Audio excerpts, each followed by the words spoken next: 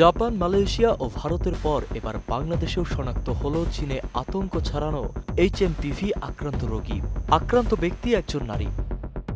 রোগ নিয়ন্ত্রণ ও গবেষণা ইনস্টিটিউট সূত্রে এসব তথ্য জানা গেছে। নাম প্রকাশে অনিচ্ছুক এক কর্মকর্তার থেকে জানা যায়, নতুন করে একজনের দেহে এইচএমপিভি সংক্রমণের একটি রিপোর্টের কথা, যেখানে এইচএমপিভিতে আক্রান্তের পাশাপাশি ক্লেবসিয়েলা নিউমোনিয়াতেও আক্রান্ত হয়েছেন ওই নারী। মূলত এইচএমপিভি কোভিড-19-এর মতোই আরএনএ ভাইরাস।